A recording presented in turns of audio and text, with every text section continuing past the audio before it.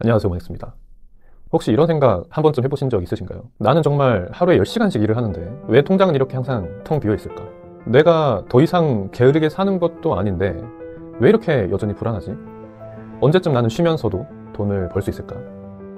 많은 사람들이 이걸 내 탓이라고 생각을 합니다. 내가 돈을 못 모으는 성격인가? 절약을 잘 못하고 있나? 근데 저는 이렇게 말하고 싶어요. 그건 여러분들이 게으른 게 아닙니다. 애초에 다른 게임을 하고 있었기 때문입니다. 우리는 대부분 노동을 통해서 돈을 벌죠. 시급이나 월급, 프리랜서. 전부 내 시간과 노동을 교환해서 얻는 돈입니다. 그런데 이 돈은 한 가지 특징이 있어요.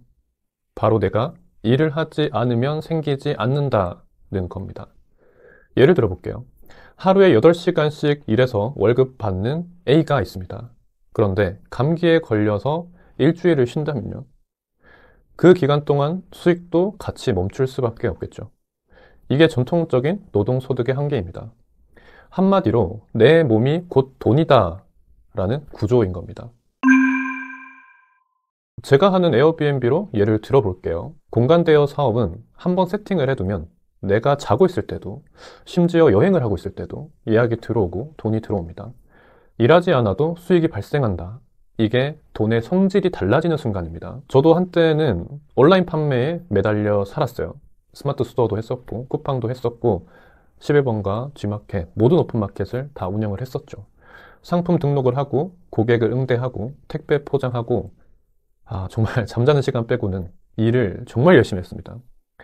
근데 에어비앤비를 시작하면서부터 일을 하지 않아도 매달 고정 수익이 들어오기 시작을 했어요. 그때 처음으로 이런 생각이 들었어요. 나는 지금까지 수익의 양만 생각을 했지 수익의 질은 생각하지 않았었구나. 수익의 질은 이런 걸 의미합니다. 얼마나 지속 가능한가? 내 시간을 얼마나 자유롭게 해주는가? 언제 어디서도 가능한가? 수익의 질이 바뀌면 삶의 질도 이것과 따라서 바뀌게 됩니다. 제가 직장인일 때 항상 계산기부터 두드렸어요. 밥값, 교통비, 월세, 통신비, 카드값. 심지어 가족과 외식할 때도, 데이트를 준비할 때도 마음 한편에는 늘 이런 생각이 있었습니다. 이번 달 괜찮을까? 지금 이 돈을 써도 될까? 내가 원하는 것보다 감당할 수 있는 것만 생각하며 살았던 거예요. 그리고 그 불안은 좋은 순간까지도 완전히 즐기지 못하게 만들었습니다. 하지만 돈이 흐르는 구조를 만들고 나서 처음으로 깨달았어요. 이제는 돈을 걱정하는 대신에 어떻게 살고 싶은가를 먼저 고민할 수 있구나. 어떤 사람과 의미 있는 시간을 보낼까? 내가 정말 배우고 싶었던 건 뭐였을까?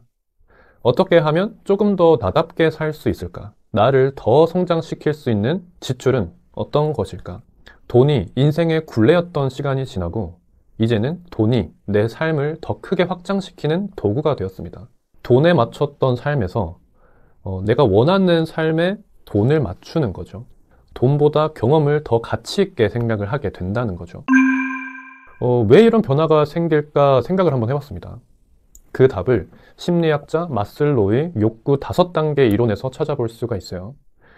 1단계는 생존, 2단계는 안전, 3단계는 관계, 4단계는 존중, 5단계는 자아 실현입니다. 많은 사람들은 현실적으로 1, 2단계에서 머물러 있어요. 왜냐하면 월급은 생존을 보장을 해주지만 자유까지는 허락을 하지 않기 때문이죠. 하지만 자산 기반 수익이 생기면 그제야 3단계 이상의 생각을 할 수 있게 됩니다. 어떻게 살아야 행복할까?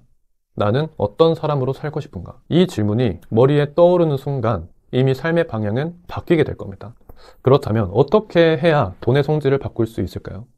답은 생각보다 간단합니다. 내가 일하지 않아도 수익이 자연스럽게 흐르는 구조를 만드는 거예요. 예를 들면 이런 것이죠. 부동산을 매입해서 월세 세팅을 하는 것. 월세만 맞춰놓으면 2에서 4년 정도는 신경 쓰지 않아도 자동으로 돈이 흐르죠. 에어비앤비 숙소를 세팅을 하는 것. 손님이 머무는 동안 나는 내 삶을 살아갈 수가 있습니다. 블로그에 글을 게시하는 것. 시간이 지나도 사람들이 검색해서 찾아오고 알아서 광고 수익이 생기는 구조죠.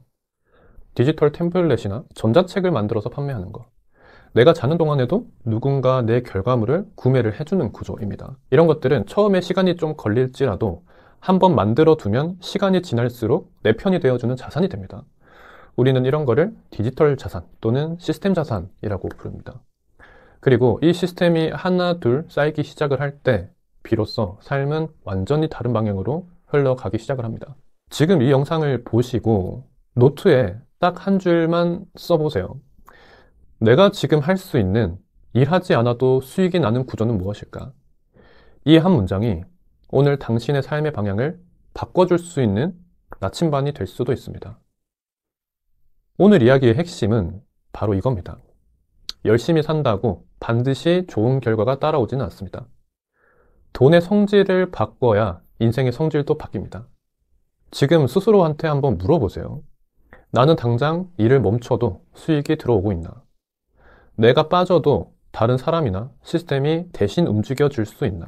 만약 이 질문에 선뜻 그렇다고 답할 수 없다면 이제는 단순히 돈을 더 많이 버는 방법이나 돈의 크기만을 고민할 때가 아닙니다. 돈이 스스로 흐르는 구조를 만드는 것, 그것이 앞으로 우리 삶을 바꿀 진짜 힘이 될 겁니다. 그럼 다음 주 더 현실적인 얘기로 돌아오겠습니다.